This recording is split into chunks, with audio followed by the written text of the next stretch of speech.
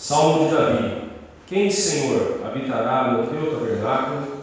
Quem há de morar no teu santo monte? O que vive com a integridade, pratica a justiça e de coração fala a verdade.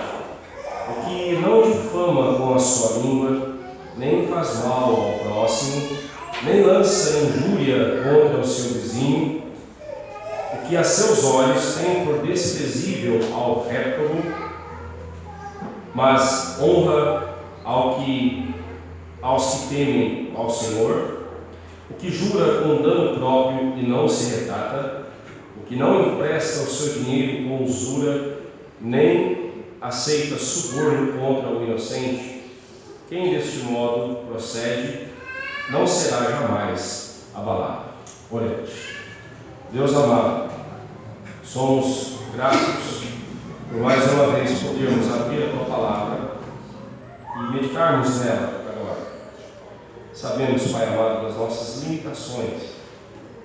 Somos limitados no entendimento, somos limitados, ó Deus, nas nossas vontades.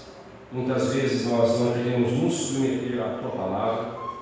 Por isso mesmo, ó Deus, nós pedimos ao Senhor que clareie os nossos olhos, abra os nossos ouvidos e o nosso coração para vermos quão maravilhosa é a Palavra do Senhor e assim termos o nosso coração transformado cada vez mais e as nossas vontades cada vez mais transformadas na Tua vontade, para que assim, ó Deus, o Teu nome seja glorificado em nossa vida. Pedimos isso ao Senhor e clamamos em nome de Cristo Jesus. Amém. No Salmo 14 nós vimos que os arrogantes, o ímpio, a quem ali a Bíblia chama de ímpio, é um homem que leva a sua vida, segue o seu caminho, sem se importar com Deus. Ele é um ateu, confesso. Ele diz que não existe Deus, ele não se importa com a pessoa de Deus. Mas em contraste com o Salmo 14, temos o Salmo 15. O Salmo 15 vem falar para nós sobre aquele que anda na presença de Deus, sobre o piedoso, aquele que obedece à palavra de Deus, aquele que anda segundo a vontade do Senhor, que se comporta conforme a vontade do Senhor. Quem, Senhor, habitará no teu tabernáculo? Quem há de morar no teu santo monte? Assim Davi abre este salmo com essa pergunta: quem habitará no santo monte do Senhor? Quem habitará no tabernáculo do Senhor? Neste primeiro versículo nós temos uma pergunta que é repetida: quem habitará no tabernáculo de Deus? Quem habitará, quem morará no seu santo monte?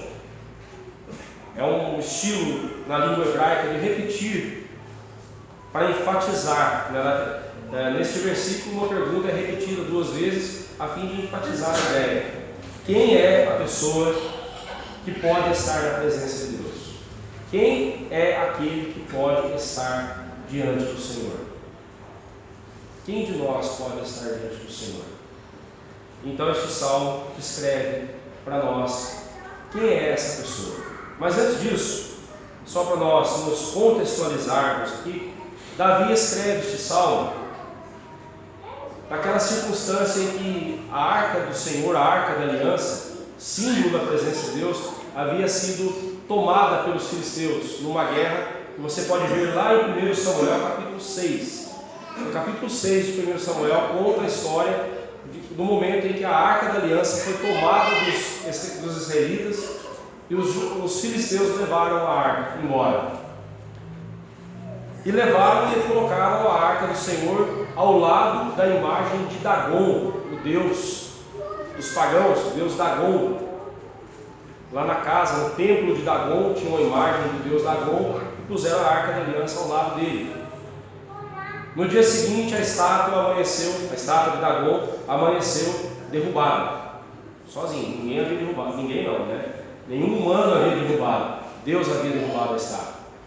Levantaram a estátua, no outro dia, a estátua novamente estava no chão, com a cabeça quebrada.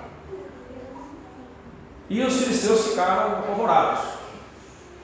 Puseram a arca num carro de bois, fizeram um carro de boi novo, puseram 2 bois novos ali, e puseram a arca e soltaram para que ela fosse embora. E a arca parou, a arca do Senhor, carregada por esses bois, parou num outro povoado dos filisteus, e ali a Bíblia diz que os habitantes ficaram cheios de tumores por causa da arca da aliança. O que era sinal da bênção de Deus para o povo de Deus era maldição para os ímpios. Isso mostra para nós que a presença de Deus na vida dos servos dele abençoa os servos dele, mas a presença de Deus na vida do ímpio é castigo, é julgamento, é punição.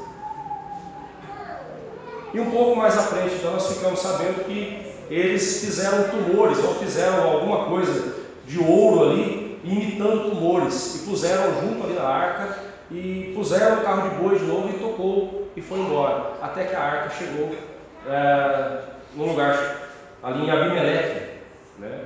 E eu acho que a família, chamada a família de Abimeleque, na região ali, povoado, e a arca repousou ali por um longo tempo. Passaram-se os anos, Davi tornou-se rei em Israel, assumiu o trono. E então Davi resolve trazer a arca do Senhor. E Davi manda construir uma carroça, um carro de boi novo, e pegou 2 bois novos também, e pôs a arca do Senhor em cima do carro de boi. E vieram dançando, vieram pulando de alegria, e aquela festa toda, e de repente o boi tropeça, e a arca vai caindo no chão. Um dos moços que acompanhava ali, servindo Davi, chamado Uzá, estende a sua mão e segura a arca, porque a arca não podia tocar no chão. E naquele exato momento que Uzá segura a arca, a Bíblia diz que Deus mata Uzá. Uzá é fulminado, um raio, talvez. Foi fulminado pela ira de Deus. E de repente o que era festa passou a ser um funeral. Davi trouxe a arca de volta para a casa de Obed-edom e deixou ali. E a arca ficou. E Davi ficou, a Bíblia diz, profundamente desgostoso com o acontecido, porque naquele lugar que ficou conhecido como Perez-Uzá, que significa ali o Senhor rompeu contra Uzá, ali a ira do Senhor caiu sobre Uzá. Aí você me pergunta, pastor, mas Davi estava cheio de alegria porque estava trazendo a arca da aliança. Uzá foi sincero em segurar a arca, porque ele não queria que a arca tocasse no chão. A arca da aliança estava na casa dos inimigos, agora estava indo para Jerusalém. Por que Deus matou Uzá? Por que Deus estava furioso com Davi? Se Davi estava fazendo algo bom para Deus. Tudo começa com o fato de que a arca da aliança não deveria ser transportada por carros de bois, e muito menos puxada por animais. Quando nós lemos Levítico, nós ficamos sabendo que a arca tinha de ser transportada no ombro dos sacerdotes.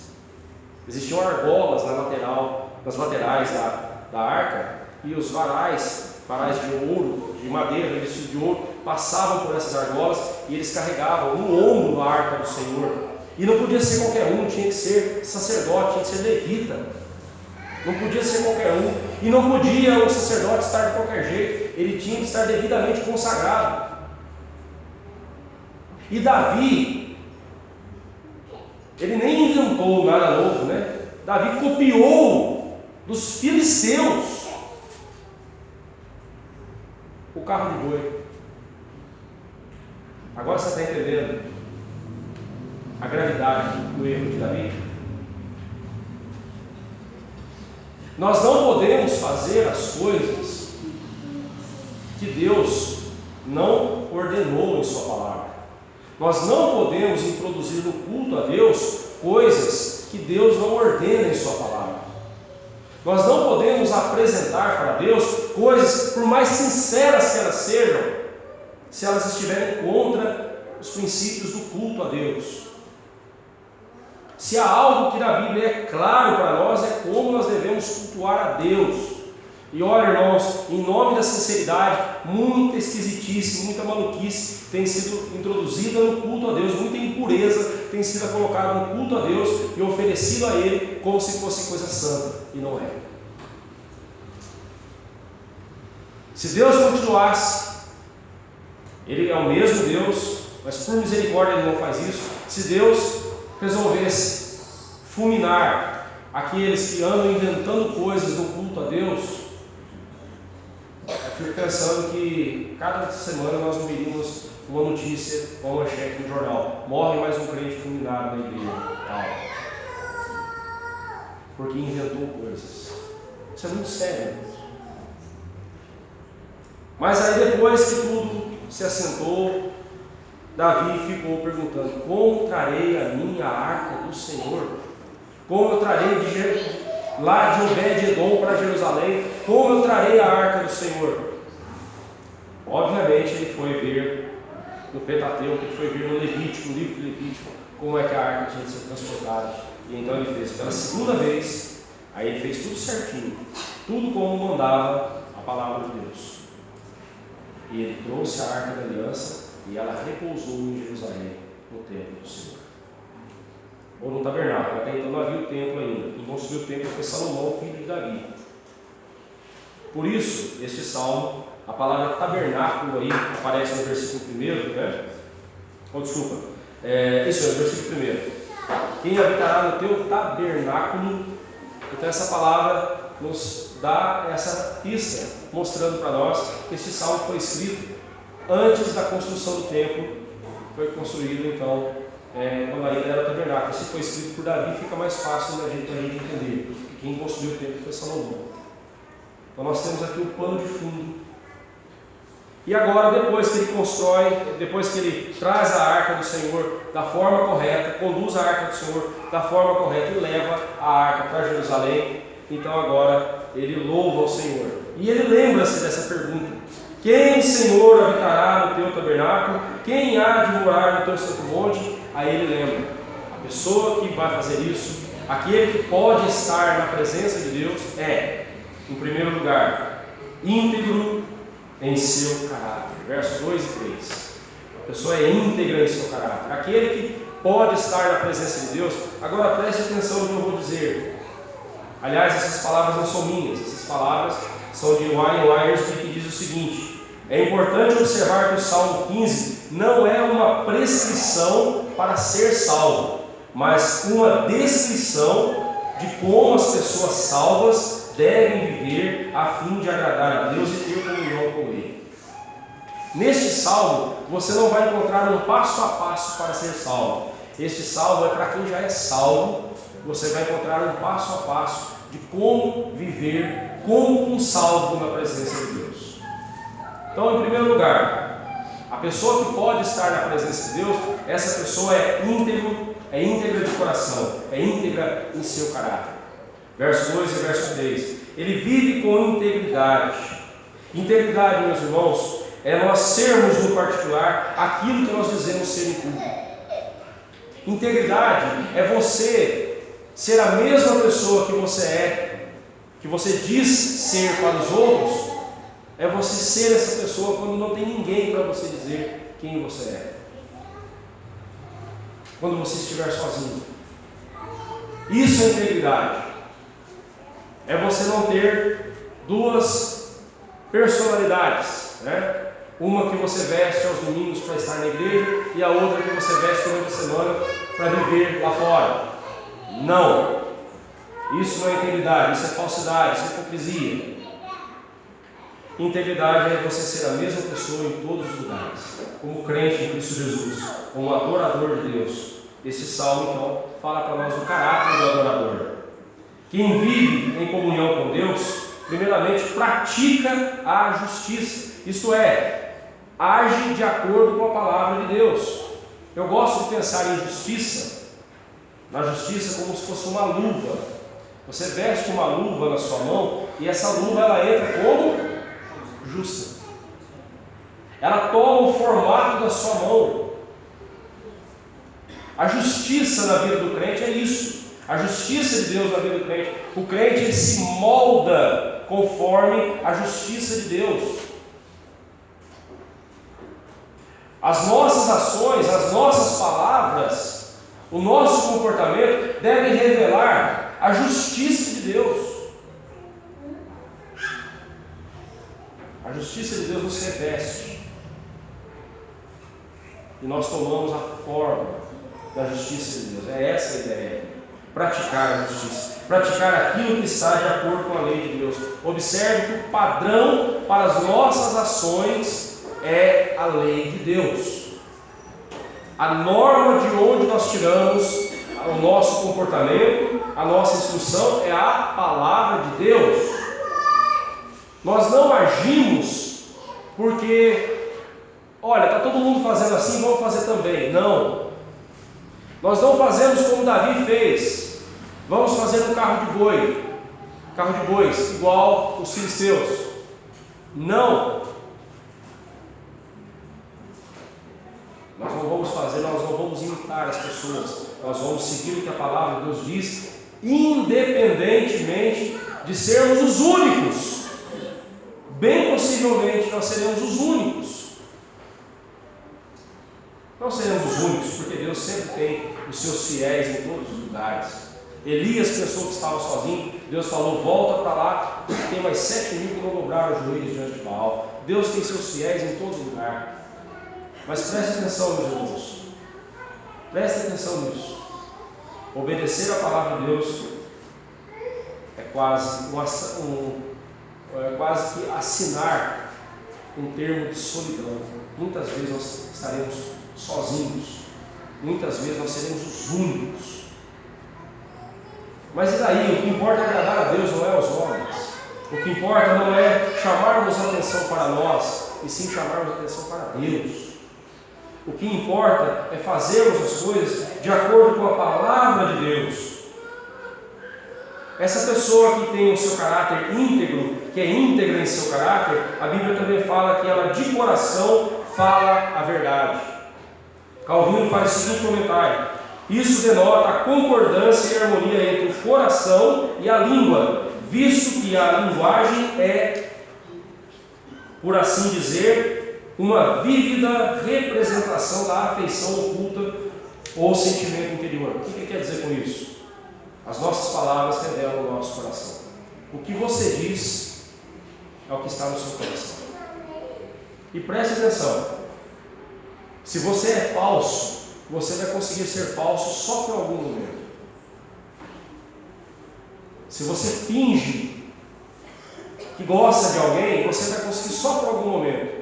Vai chegar uma hora, na hora da raiva, na hora do nervoso, é a hora que você vai soltar e vai pôr para fora a besteira que estava no seu coração. Sabe aquele negócio quando o marido e a esposa brigam, e aí um fala para o outro, fala, perdão, vai, desculpa, eu falei sem pensar. Mentira. Pensou muito para falar. Já vinha pensando isso há muito tempo. E aí na hora da raiva, a trava, né? A gente parece que tem uma travinha ali, né? A trava da língua soltou, e fala besteira. As nossas palavras, elas revelam o nosso coração. A boca fala do que está cheio do coração. Não foi isso que o Senhor Jesus disse? Lá em Lucas 6:45. Cuidado com as palavras. Mas o Filho de Deus não só está revestido com a verdade, como ele também se despe de toda forma de mentira. Veja bem, não é só falar a verdade, é não falar a mentira também. No mesmo verso ele vai dizer, verso 2: não difama com a sua língua, nem lança injúria contra o seu vizinho. Não basta você fazer o que é certo, você tem que deixar de fazer o que é errado. Preste atenção, não é fazendo uma coisa certa que você vai compensar um erro que você cometeu. Erros, nós temos que fazer o quê? Deixá-los. Pecados, nós temos que fazer o quê? Deixá-los. É para isso que existe perdão. Perdão não é uma desculpa para você continuar fazendo besteira com os outros, para fazer maldade com os outros. Não é isso não. O perdão é você dizer o seguinte: eu não tenho condições de consertar o erro que eu fiz, porque já ficou no passado, não tem mais nada que eu possa fazer. Mas o que eu vou fazer daqui para frente agora é acertar, tentar acertar. É isso que a gente tem que fazer. É para isso que serve o perdão. Mas aqui nós vemos que aquele que tem um caráter íntegro, ele não somente fala a verdade, como também não fala mentira. Ele se recusa a falar o mal e a fazer o mal ao seu próximo. Preste atenção que no verso 2, fazer mal ao próximo se refere a usar palavras injuriosas, palavras mentirosas, calúnias, difamação. A gente acha que a gente só faz mal para a pessoa quando, por exemplo, a dona Miriam, eu devo para a dona Miriam 10 mil reais, eu vou dar um calote nela, fiz mal para ela. Não é só isso. Não é só isso. É quando eu falo mal da dona Miriam, quando eu saio falando mal da minha irmã, quando eu saio falando coisas que são inverdades. Eu não sei por que usar essa palavra inverdade, é mentira, né? É mentira. Inverdade é um jeito bonito de chamar uma coisa feia, não é mesmo? É mentira mesmo. A nossa sociedade tem uma facilidade de dar nome bonito para coisa feia, não é? Mas é mentira. Eu não posso falar mentiras sobre a vida de quem quer que seja. E há algumas verdades que eu também não devo falar, porque algumas verdades podem prejudicar. Eu tenho que saber o que dizer, quando dizer, para quem dizer, como dizer. O fazer mal aqui tem a ver com palavras. Por isso que Tiago vai dizer: aquele que sabe dominar a sua própria língua é perfeito varão, é homem maduro. E como que é difícil. O salmista vai pedir para Deus: Senhor, põe guarda a minha língua. E de vez em quando a gente pode pedir: Senhor, põe um exército para guardar a minha língua, porque está difícil. Não é mesmo? Mas a integridade, meus irmãos, é algo que nós devemos prezar por ela. Não somente deixar a mentira, mas também falar a verdade. Quando modificamos as palavras, essas palavras acabam nos modificando. Preste atenção nisso, viu? Se você me conta alguma coisa e eu modifico a história e conto para outra pessoa algo um pouco diferente, lembra daquela brincadeira do telefone sem fio? Né? Você vai passando a mensagem aqui, tal, daqui a pouco não tem nada a ver com o que chega aqui no final. Quando você modifica as palavras que chegam até você, relatando algo sobre alguém, preste atenção, essas palavras estão mudando você, estão modificando você também. E não adianta, meu irmão, se você é um crente em Cristo Jesus, mas se você mente, você está sendo mentiroso. Como pode alguém que é filho de Deus ser um mentiroso? Espero que ontem, dia 1º de abril, você não tenha passado nenhuma brincadeirinha para alguém dizer: é 1º de abril. Espero que você não tenha feito isso. Porque se você fez isso, você homenageou o pai da mentira. Bom, isso não é brincadeira não, irmãos. Isso é muito sério. Ontem, várias vezes, várias pessoas falando dia 1º de abril. Eu não consigo entender. Não consigo entender crentes fazendo uma brincadeira dessa. Não dá. Mas vamos em frente. O próximo 1º de abril, se Deus te conservar com vida até lá, você não faça isso. Em Provérbios 16, 28, nós lemos: o homem perverso espalha contendas e o difamador separa os maiores amigos. Cuidado com o que você fala de alguém para outra pessoa. Você pode destruir amizades. Este é o oposto exato daquele que vive em comunhão com Deus. Quem vive em comunhão com Deus, não sai difamando o seu irmão, não sai contando histórias torta sobre o outro. Se estamos falando mal, mentindo e injuriando as pessoas, não estamos em comunhão com Deus. O foco desse salmo é falar da comunhão da pessoa com Deus. Agora, alguém que anda mentindo, fofocando, falando mal aos outros, não está em comunhão com Deus.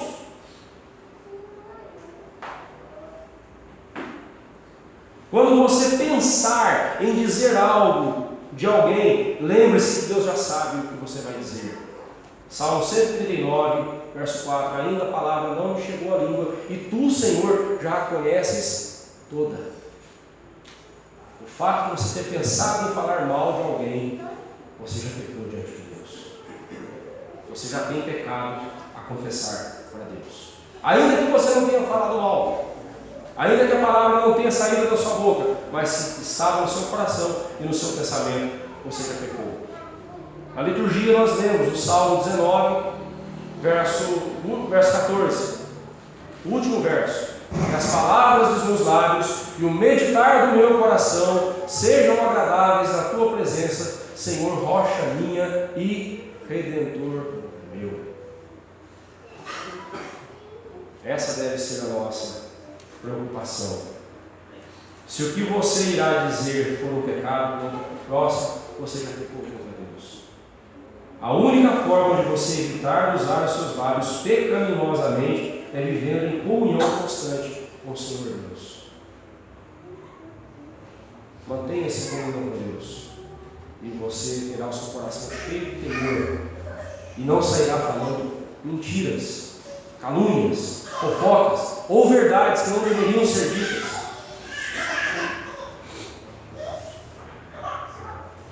Em segundo lugar, aquele que anda em comunhão com Deus, que vive em comunhão com Deus, é zeloso pela honra.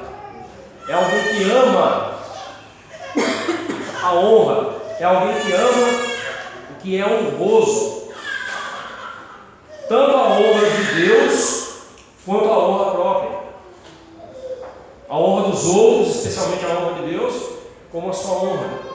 É alguém que zela pela honra. O que a seus olhos tem por desprezível ao réprobo.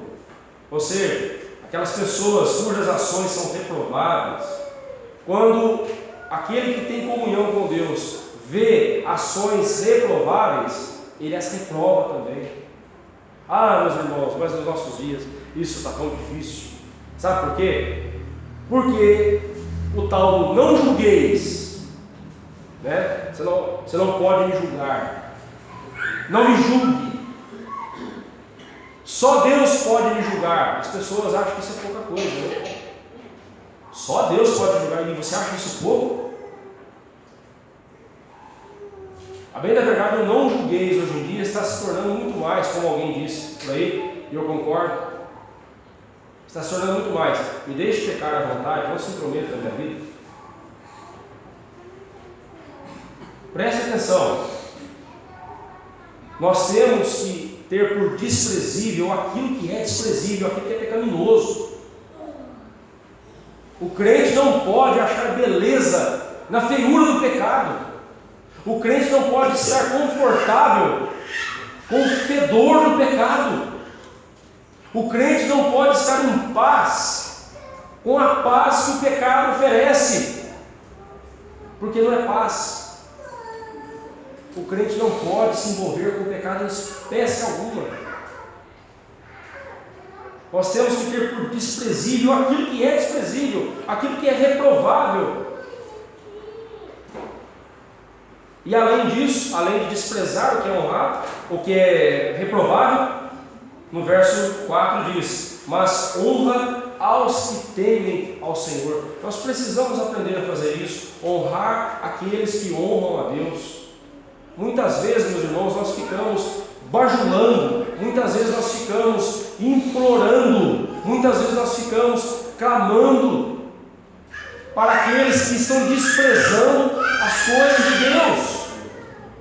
Ficamos implorando para eles, quer ver só, a pessoa não está nem aí com a igreja, não está nem aí com a comunhão com os irmãos, não se preocupe em estar na casa de Deus, Domingo para ele é dia de qualquer outra coisa, menos de estar com os irmãos. A pessoa busca o seu prazer em qualquer outra coisa, menos na casa de Deus. Domingo é dia de trabalhar para ganhar um pouco mais, quando não precisava. Não estou falando no caso daqueles irmãos que tem ali escala, é diferente. Eu estou falando daquele que faz hora extra só para ter um pouco de dinheiro mais no bolso. No final de semana, não precisava. Não tem prazer em estar com os irmãos. Muitos não têm empecilho algum para estar na casa do Senhor e mesmo assim não estão. E nós ficamos implorando: venha, venha, estamos sentindo sua falta. Irmão, sabe o que a gente precisa fazer? Sabe o que a gente precisa fazer? Olhar para esses irmãos e dizer o seguinte: vocês estão em pecado diante de Deus. Vocês estão desprezando a casa do Senhor. Vocês estão desprezando a comunhão dos irmãos. É pecado sério isso que vocês estão fazendo. E a outra coisa que a gente devia fazer, sabe o que é? Evangelizar, pregar a palavra de Deus. Eu não sei quanto a você, mas me incomoda ver tantos lugares vazios nessa igreja. Não sei você, me incomoda ver tantos lugares vazios. Me incomoda. Porque cada lugar desse que está vazio é uma pessoa que poderia estar aqui ouvindo a palavra de Deus. Mas o que nós fazemos? Ficamos honrando quem não zela pela casa de Deus. Ficamos tratando com deferência aqueles que desprezam a comunhão com os santos. E não buscamos aqueles que precisam da graça de Deus. Eu sei, meus irmãos, que é pesado isso que eu estou dizendo. A bem da verdade, o que eu estou dizendo é a Bíblia que diz. Nós devemos reprovar o que é reprovável e honrar o que é honrável, o que é cheio de honra. Mas honra aos que temem ao Senhor. Precisamos aprender a honrar uns aos outros.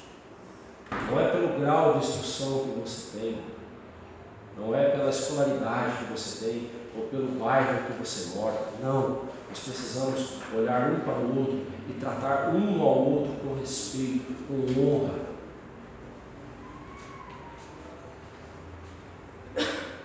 Respeitarmos um ao outro. Sabe por quê? Porque o sangue que foi vertido na cruz por mim, foi vertido por você.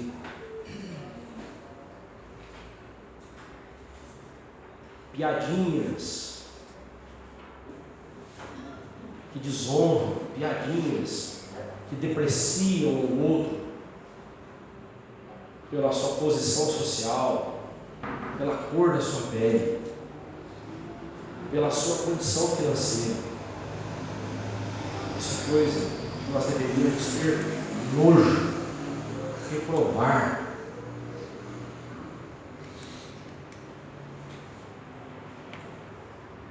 Eu digo para os irmãos com tristeza no coração. Já vi isso acontecer aqui. Nesses 3 meses que eu estou aqui, já vi esse tipo de piadinhas. Irmãos, me dói no coração. Me dói no coração. Porque diante de Deus, seja uma criança, seja um idoso, seja um pobre, seja um rico,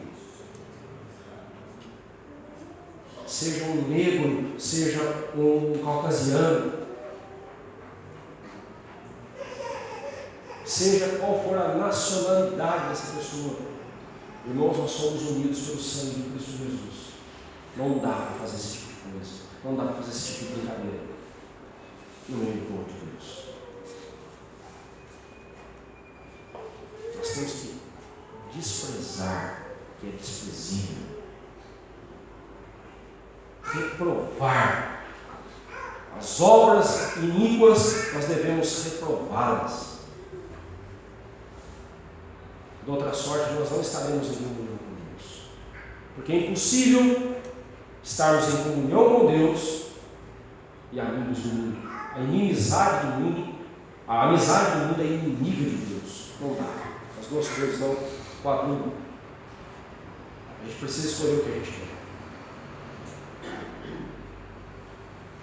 Ainda no verso 4, o que jura com dano próprio e não se retrata. Aqui é o caso em que a pessoa que empenha a sua palavra num negócio, numa transação, e aí no meio da transação ele percebe que ele vai sair prejudicado. Mas como ele empenhou a palavra dele, ele jurou, ele empenhou a palavra dele ali na transação, ele não volta atrás. Porque ele percebeu que ele ia ser lesado na transação. Então ele não volta atrás, ele permanece firme.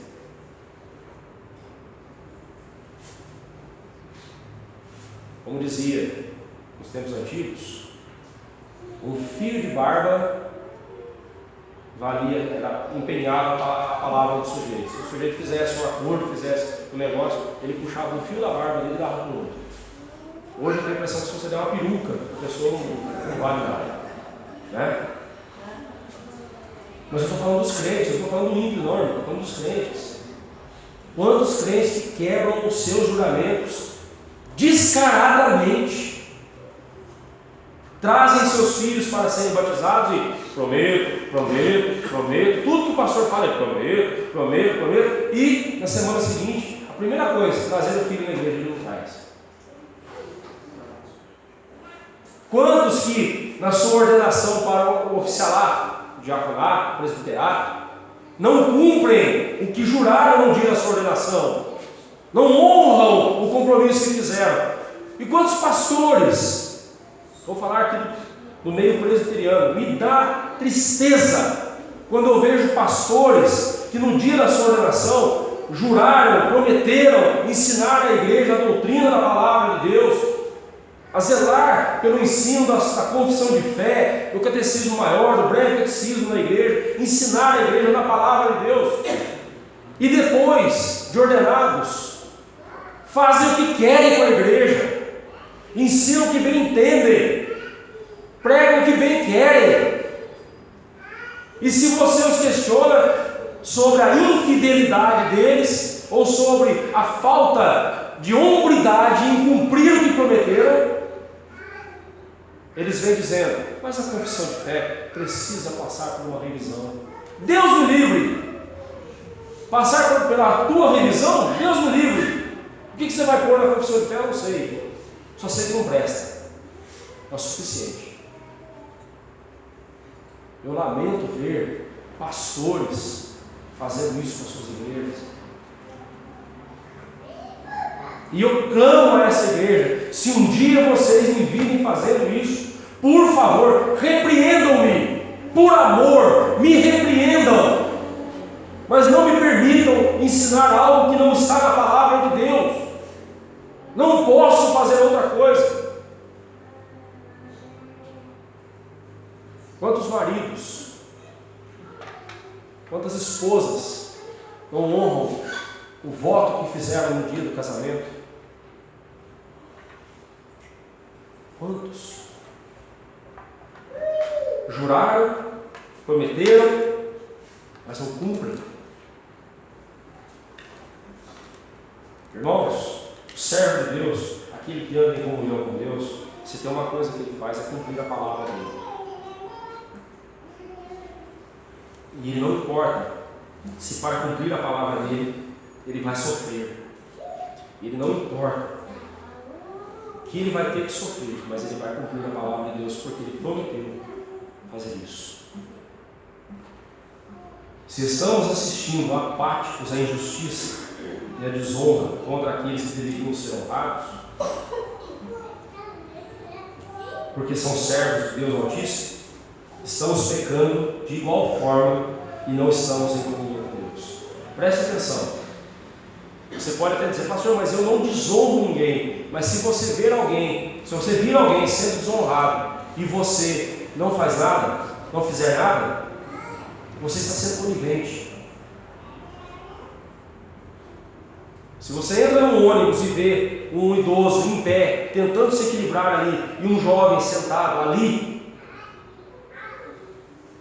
não adianta ficar dando indiretas dizendo assim: puxa vida, essa juventude não tem respeito mesmo, puxa vida, que coisa. O que você tem que fazer é o quê? Mano, esse lugar não te pertence, dá licença, é dele. Se nós quisermos uma sociedade melhor, é assim que a gente tem que agir. Mas independente de sociedade melhorar ou piorar, eu acho que só vai piorar. É nosso dever fazer o que é certo. Honrar quem precisa ser, quem deve ser honrado. E não aceitar que pessoas que devem ser honradas sejam desonradas por injustos, por ímpios. Irmãos, nós precisamos levar isso muito a sério. Não deixe de honrar aqueles que vivem para honrar a Deus. Junte-se a eles, pois serão estes que habitarão na Sião celestial. Junte-se aos que honram a Deus e honre a Deus juntamente com eles. E honre esses irmãos. Sabe uma maneira boa de você honrar os crentes? É não deixando de congregar, como é costume de alguns. Nós devemos nos congregar para nos estimularmos ao amor e às boas obras. Romanos 10, 24 e 25.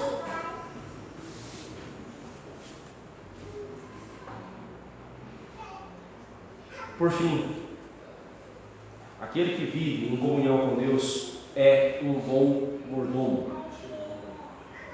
Se eu pedir para você fazer um inventário das coisas que você possui, e eu te der 10 segundos, você consegue colocar tudo no papel?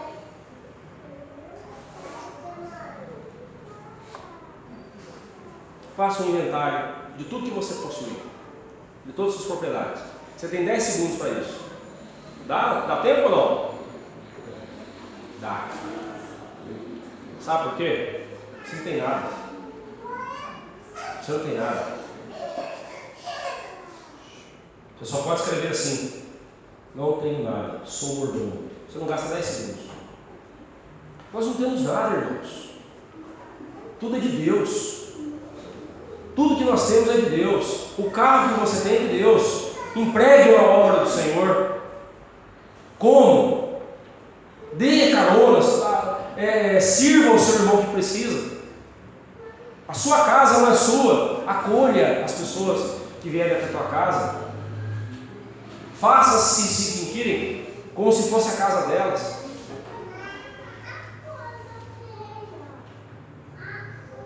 O dinheiro que você tem não é teu.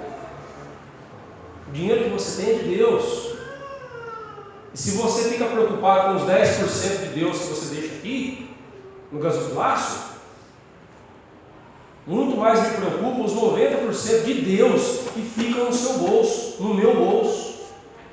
Porque nós vamos prestar conta para Deus de cada centavo que nós usamos nessa terra. Nós vamos prestar conta para Deus.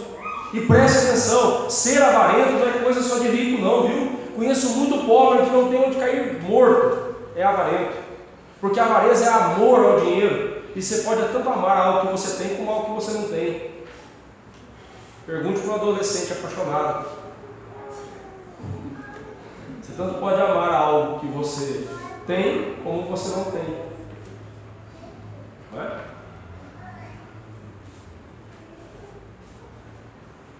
Avareza. E a Bíblia diz que a avareza é idolatria. Irmãos, saibamos administrar o que Deus nos dá. Aqui no Salmo 15, verso 5, parte A, diz: o que não empresta o seu dinheiro com usura e nem aceita suborno contra o inocente. Duas coisas distintas aqui. Emprestar o dinheiro com usura. O nome disso é agiotagem.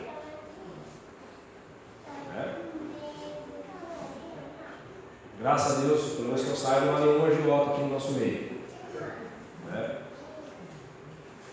Mas é agiotagem. Se você empresta dinheiro na esperança de receber em juros, aliás, entre irmãos não devia haver isso. Agora, por favor, não vai chegar no irmão com o seu irmão, empresta aí, né? Na esperança de que não vai nem cobrar juros de você, aí também você está sendo usando má fé também, né? Cuidado. Mas nós precisamos ter essa prática de socorrer uns aos outros. Nós deveríamos fazer isso. Mas preste atenção. Não use o seu dinheiro com usura. Não faça da sua vida, não faça do objetivo da sua vida o ficar rico. Se Deus quiser que você seja rico, Ele abençoará você, mas não permita que a riqueza seja a sua dona, a sua patroa, mas que ela seja a sua serva. Tome cuidado, irmão. Tome cuidado. E nem aceita suborno contra o inocente. Aqui está algo voltado mais para um juiz num tribunal que dá uma sentença favorável a alguém que lhe pagou o suborno, ou lhe subornou. Mas dá para estender isso um pouco mais, dá para a gente falar de propina, coisa que acontece não só lá no Planalto Central. Lá acontece muito mais, né? Um dia desses eu ouvi um crente falando isso. Ou um membro de igreja, né, pelo menos, né? Um membro de igreja dizendo o seguinte: rapaz, eu tive que viajar e eu estava com a carteira vencida. Ficou mais caro a viagem se eu tivesse renovado a carteira. Sabe por quê? Isso porque eu tive que andar com um dinheiro extra para poder molhar um dos guardas na estrada.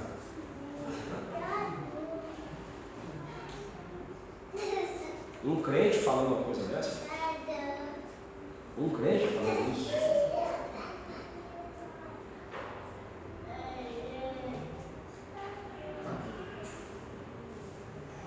Não usa o seu dinheiro, não empresta com usura, não quer lucro fácil.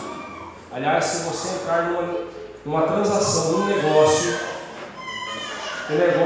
a transação só será boa se for boa para os dois. Quando um levou vantagem sobre o outro, já não foi algo correto aos olhos de Deus.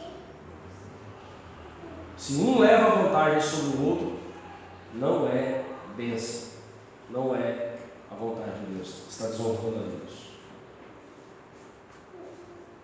E não aceite o suborno, não se venda, e nem pague suborno, não compre as pessoas.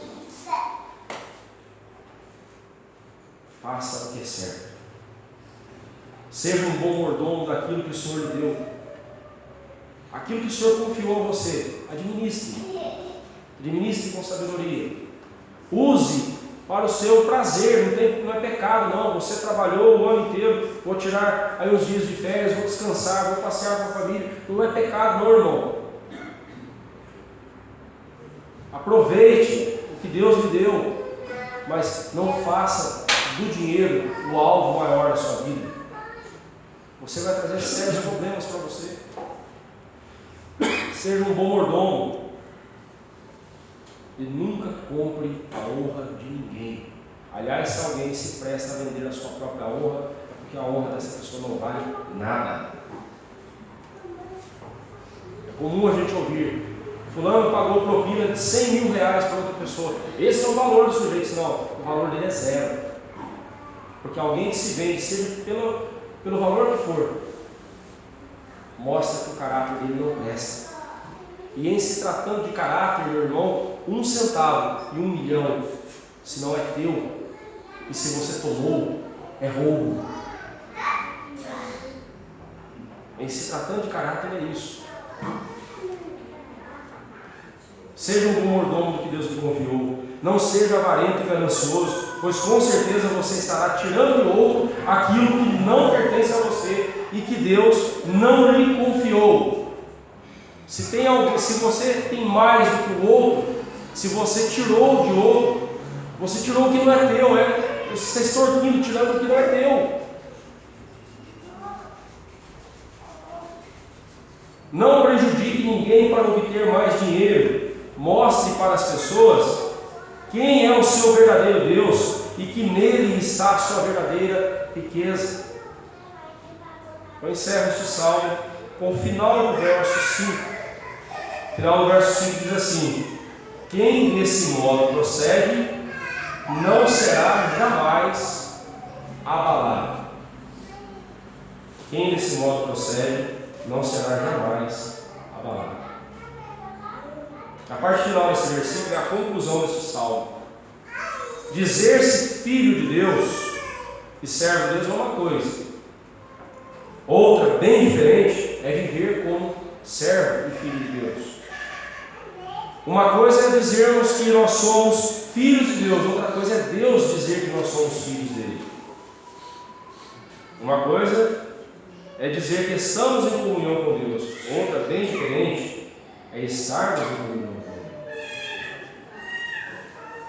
Deus não nos prometeu isenção de lutas nesta vida. Ele também nos prometeu que, estando em comunhão com Ele, não seremos jamais abalados. O que não quer dizer que você não vai ficar triste, o que não quer dizer que você vai, diante de uma luta, esmorecer. Pode acontecer, irmãos. Depressão é coisa que acontece com crentes. Crentes caem em depressão, infelizmente, caem sim. E por vários motivos, mas o principal é, em algum momento, ele deixou de confiar no poder infinito de Deus e passou a confiar no seu poder próprio, que não é nada. E aí veio o desespero quando o fracasso chegou. Ou quando o fracasso chegou, veio o desespero. Isso acontece. Crentes passam por lutas, sim, e por muitas lutas. Eu diria que os crentes passam por muito mais lutas do que os ímpios.